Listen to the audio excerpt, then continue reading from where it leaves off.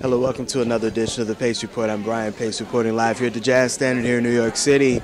Making an appearance here at the famed Jazz Standard all week is jazz vocalist Renee, and she has a brand new record on the Motema Records imprint, her third with the label, entitled I Wanna Be Evil, with love to Eartha Kitt. And it's a tribute to the great Eartha Kitt, who in the 50s and 60s and 70s was an adamant icon in the civil rights movement, as well as a dynamic jazz vocalist, as well as actress. We sat down and we talked about Miss Kitt's legacy. We talked about how important she was not only to just her film career, but as well as the civil rights movement, and why her songs were a little different than some of her other contemporaries when she recorded music during the 1950s and 60s. So sit back, relax, and enjoy the sounds of Miss Renee live here at the Jazz Standard, here on the Pace Report, here at the Jazz Standard here in New York City.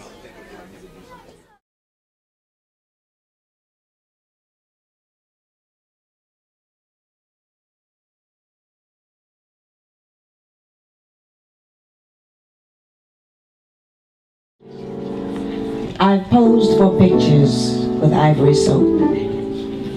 I take in stray dogs and I steer clear of dope. My smile is brilliant. My glance is tender. But I'm noted most for my unspoiled gender.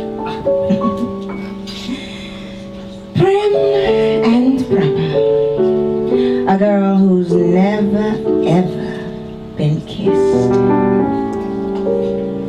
But I'm tired of being pure. So, how about a little twist? Like something that seeks its level. I wanna go to the devil. I wanna be you. I wanna speak tongues. I wanna be you. I wanna scratch some backs. I wanna be wicked. I wanna tell lies. I wanna be mean and blacken some eyes. I want to wake up in the morning with that dark taste. I wanna see some dissipation in my face. I wanna be, I wanna be mad, but more than that, I wanna be bad, bad, bad. I wanna be evil and promise, just to see the look on my partner's face. I wanna be nasty, I wanna be cruel, I wanna be daring, I wanna shoot some bull. I wanna change my seat so I can step on everybody's feet. I wanna be till the wing on fire. I wanna do things that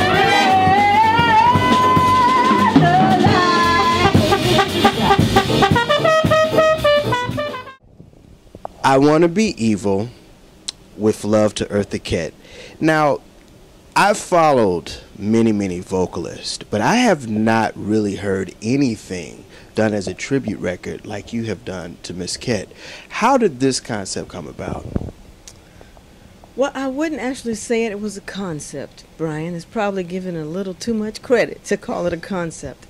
It just was, I was sitting around the office of Motema label, Motema Music, talking to Jana Herzen, the president, and her office manager, or general manager, I'm sorry. And my manager was there, booking agent was there. And we were talking like, well, what are we going to do next? You know, they always say, what's your next project? And I don't like thinking in terms of project. It's just music to me. But I did get to talking about how much I love the music of Eartha Kitt and how so many songs that I sang were songs that she sang. And then I don't know who said it, but somebody said, how about a tribute to Eartha Kitt? And I said, oh, everybody like took in this deep breath, and maybe 4 or 5 seconds passed, and then people said, oh my God, that is a great idea. Everybody just got so excited, you know, we all start talking at one time about what a good idea that was. So it was more like, what can we do?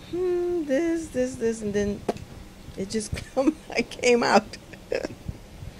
When was the first time that Eartha's music crept into your psyche? Her music.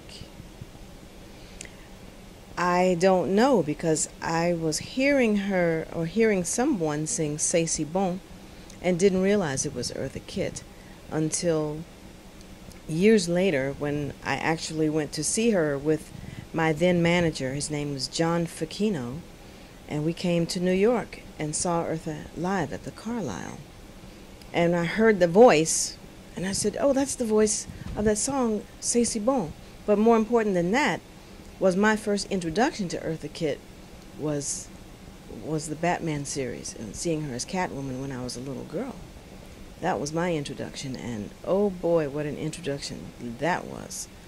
Because there, up to that point, I was not aware of there being any black women on TV that were as bold and as sensuous and outright sexy without any shame other than Eartha Kitt. There was just everybody, all the other black women on TV were kind of antiseptic, and pristine, and they couldn't, you know what I mean when I say that. So, and then you see Eartha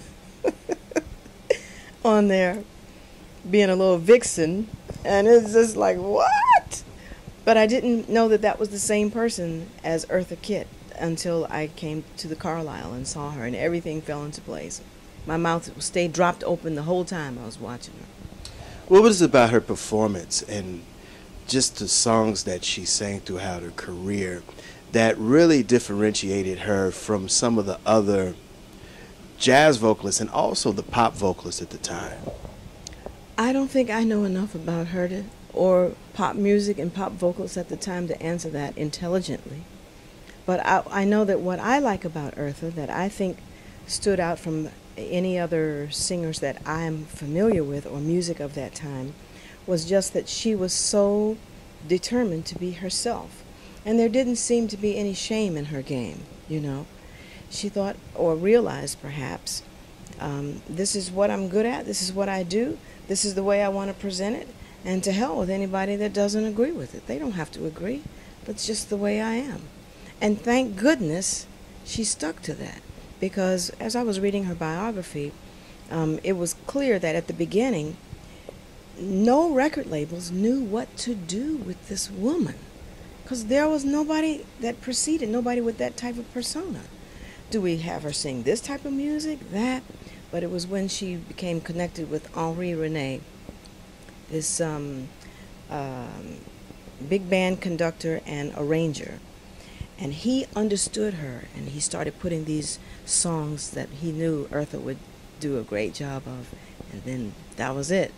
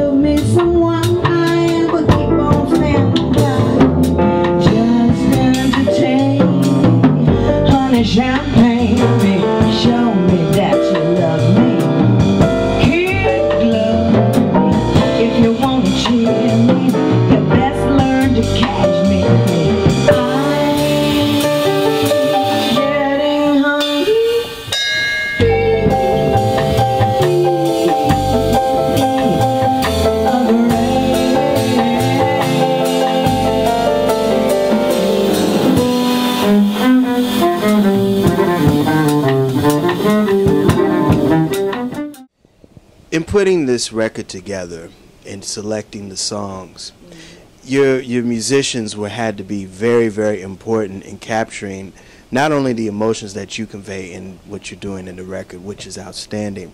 How did you guys get together, and who arranged all the songs and put the band members together for the selected songs?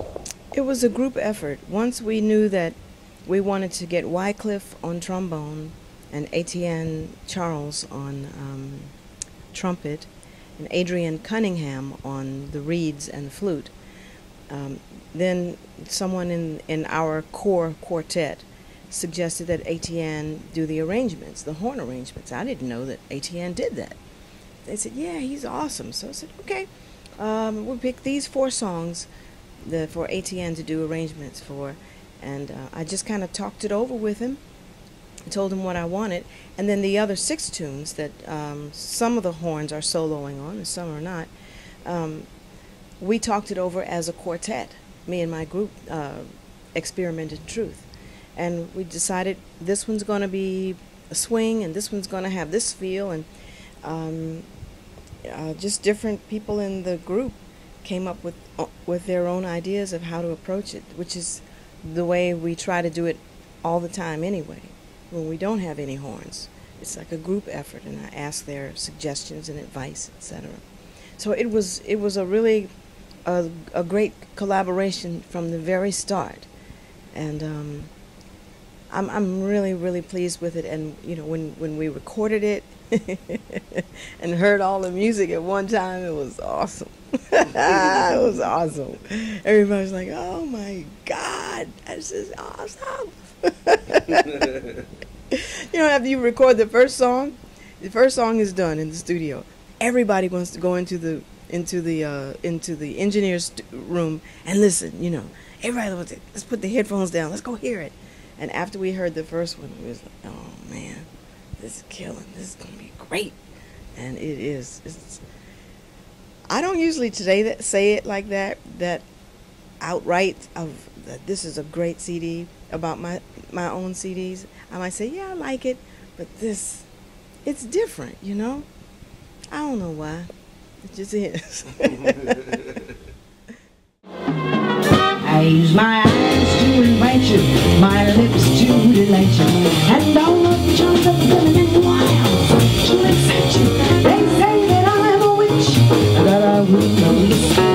The way that son of a wonder, well, let me just burn the witch, and never burn at all. Use my songs to entice you, with verses to vice you, and all my bag of tricks to choose and place you. They say that I'm a witch, that I make you spell. Well, ain't that a son of a wonder? Well, let me just burn the bird as a witch, and never burn at all. Do you want to get out a little man and have a look at another? Good and true and take care of you. Well, that's your mother. My songs will undo you, my charms will unglue you, and I'll leave the heads of the bigger sex to do you. They say I'm a witch, I weave a spell. Well, ain't that a son of a what the? Oh, now let me burn as a witch. You wanna love a turtle dove? It like a joy, sweet and shiny, gentle eye. I want a man, not a boy. My arms will entice you, my lips will delight. And what you gonna do if I decide to use my teeth and bite you? They say that I'm a witch, that I weave a spell. Well, whoever says that is up, and she well, let me tell you what I'm gonna be burned as a witch, and never to burn at all.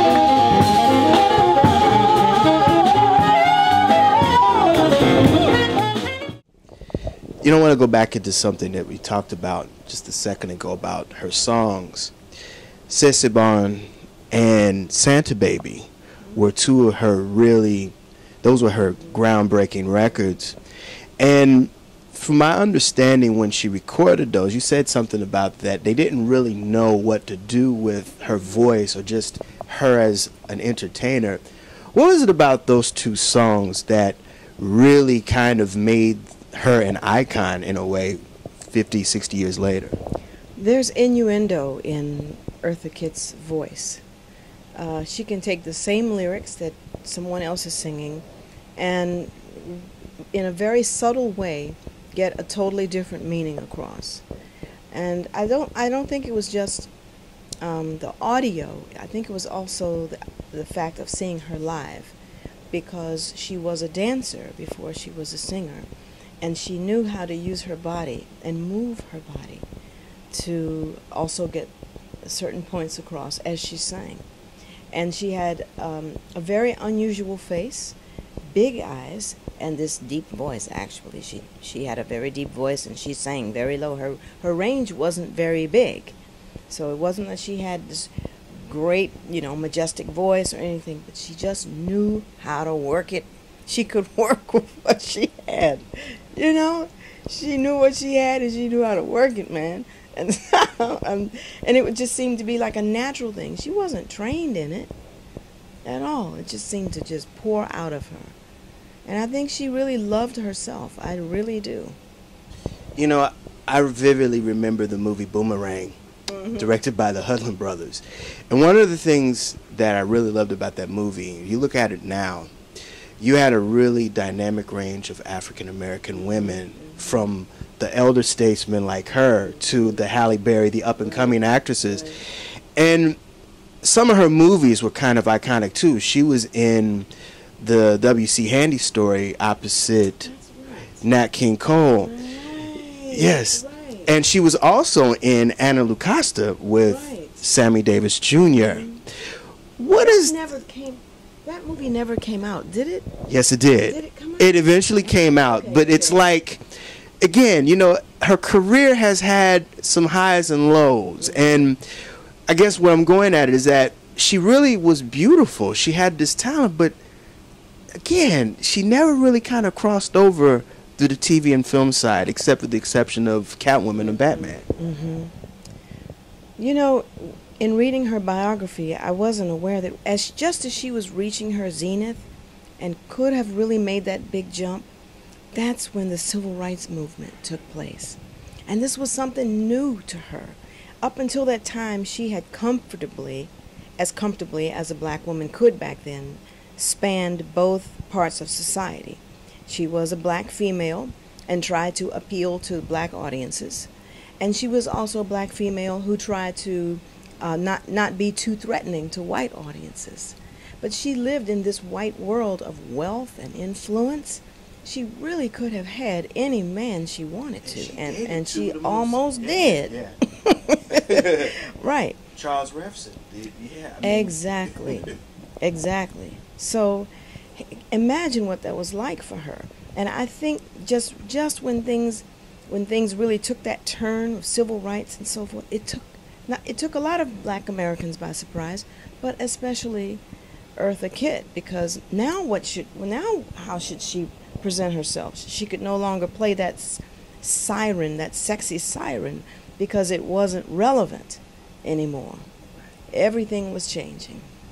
And then she makes this remark about the Vietnam War to Lady Bird Johnson, and she's blacklisted for 11, 12 years and moves to Europe. You brought up something very important. I mean, she and Harry Belafonte were and even Nina Simone at the time in the 60s were very instrumental in talking about the atrocities of African Americans. She wasn't even shy about that, because of her life as a young girl. She suffered from those very Jim Crow laws. Her mother was raped by a white man, and she lived in poverty the first 10 years of her life, extreme poverty. I think she picked cotton or something like that. I believe she did. So, yeah, she was quite vocal about civil rights. That'll do it again for another edition of the Pace Report, reporting live here at the Jazz Standard here in New York City. I'd like to personally thank Renee Marie for her time, as well as the staff and management here at the Jazz Standard. As always, please visit my website, www.thepacereport.com, for my weekly column as well as my past segments. Until next time, remember, if it's in the groove, it'll make you move. Till next time, peace. Say something, lovers say